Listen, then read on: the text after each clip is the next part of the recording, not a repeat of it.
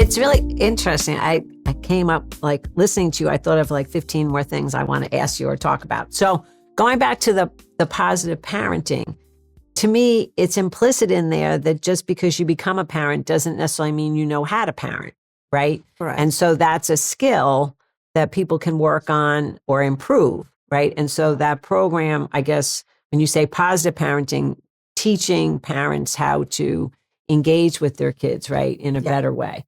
So I'm wondering with the mental health issues, it's not, to me, it's not all about going to therapy either, right? Yeah. So are there things that you're aware of that maybe students can be taught to better self-regulate their emotions? Or is there some of things that we could be teaching kids as a prevention that they start to deal with their anxiety or maybe address the triggers that are causing the anxiety?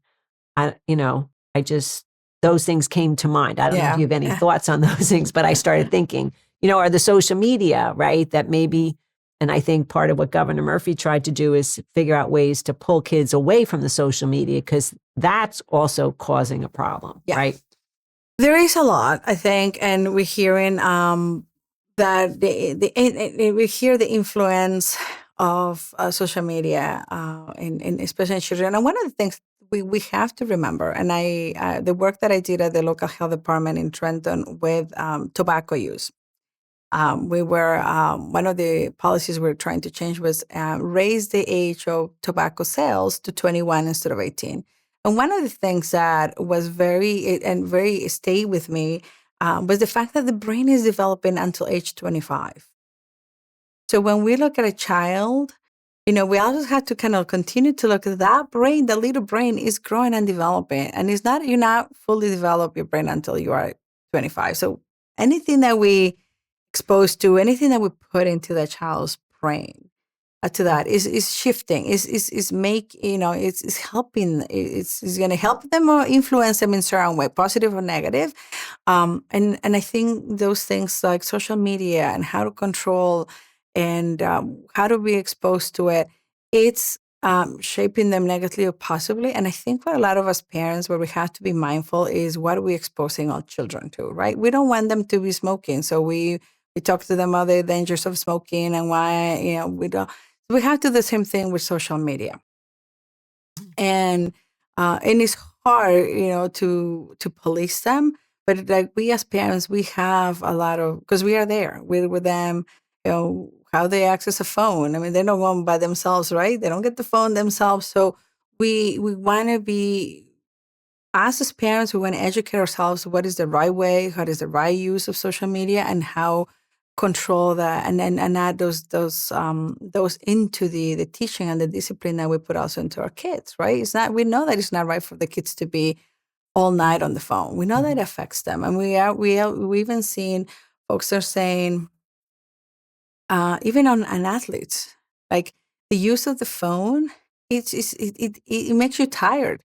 So you might want to not expose them to, if you have an athlete and you go into a game, you might not want to expose them to the phone to like up to that point, right? You might want to give them a break, a rest. So that there is the right use of it, of the social media, parents being more aware of the negative impact of that, staying on top of what's happening, and part of the positive parenting is not, it's how you engage or how you have these conversations. It gets harder and harder as the kids are older and older.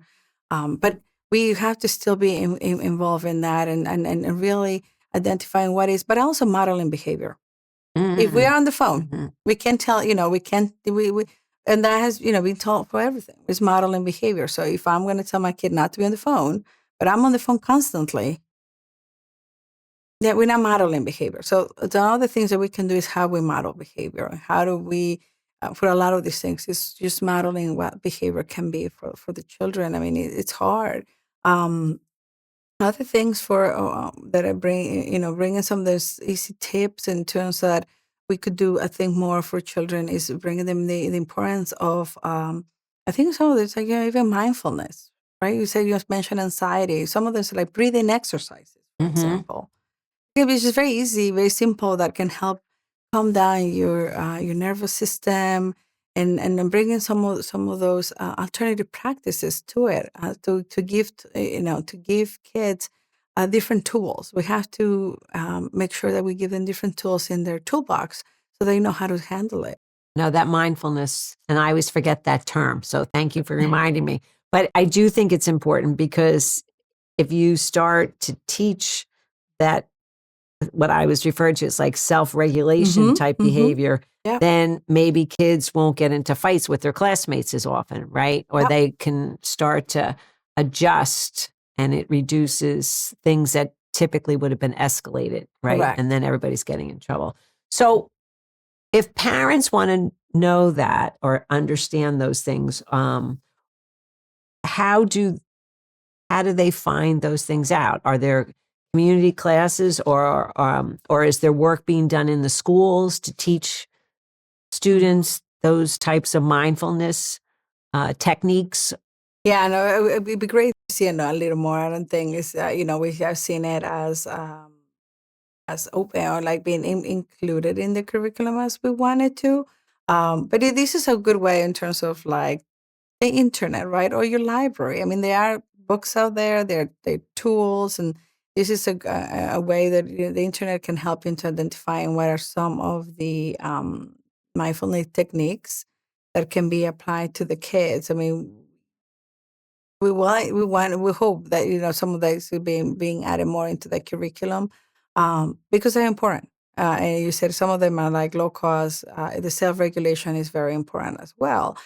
We also know that because of the use of the phone, we know how we interact socially has changed, because we're now, I think we're getting more used to interact with a screen instead of like a face to face. So encourage that connection as well, because and then utilizing taking cues from being across from the other person and saying, well, they're getting angry, maybe I need to we're losing that because we're just looking at a screen all day in many cases. So the last topic is, I'm thinking, is diabetes. So there is, or it appears that there's an increase in the number of children who are pre-diabetic or diabetic. So in terms of healthcare, my sense is some of that has to do with food as well, right? Is that something that the coalition has looked at, is looking at? Yeah, diabetes as a chronic disease in general has been another topic that has been brought up by some of our partners that we need to look at. Currently, we don't have a program specific for diabetes yet. We have ongoing, and it's called a Newark Learning Collaborative on Chronic Disease. So the goal of that is bringing different partners at the table who are either engaging, providing direct care services to the community, and we are learning from each other. What is working? How can we engage? What are the things that are making it difficult? The challenges to talk to people or about chronic disease and management, right? Because folks know probably that certain foods are not good and certain diets are not conducive to a healthy lifestyle. But what are really the challenges for those individuals or those families to really make a change and to really, break from that pattern of chronic disease into a healthier one? So we're hoping that through those learnings, we can apply it to other diseases. As I mentioned, for us, it is something that is in our radar that we would like to address. Hopefully, funding. We're a nonprofit, so we depend on funding. But we also collecting, as I mentioned, lessons learned from chronic disease in general and how we address it. Now we know that, unfortunately, for a lot of our families, it's not like they don't know that they're not eating healthy. It's not like they don't know that there are better choices for their diets, for the families. It's access to it and the cost.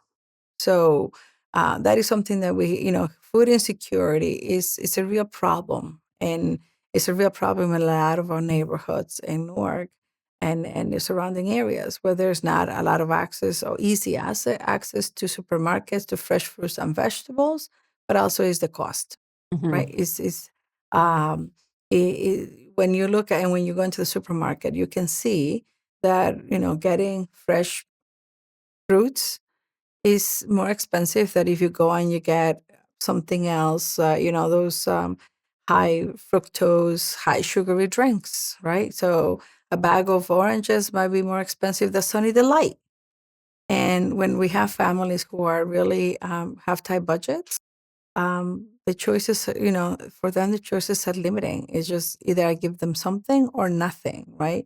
So we have to continue to work on that and how we address food insecurity, and it's not only and also it's not only bringing food to them at a supermarket, but it's the cost Mm-hmm. because you can have a supermarket, but if I have to pay $5 for a bag of oranges and Sunny Delight is 99 cents on sale, and I have to feed my family and I have to make all ends meet, I think I'm gonna choose, right? And again, I think some of them is also we're going back into modeling. Right? Our kids are gonna eat what we are gonna eat. We engage with them and say, "Hey, let's go to the park and play for an hour so they can do physical exercise." They're gonna do it. But if it's a combination of the challenges we have. They're real in terms of food insecurity, transportation. Just we know New Jersey is an expensive state. We Mm-hmm. know that. We see it. The prices of housing is increasing. Everything is costly. So we know families are struggling.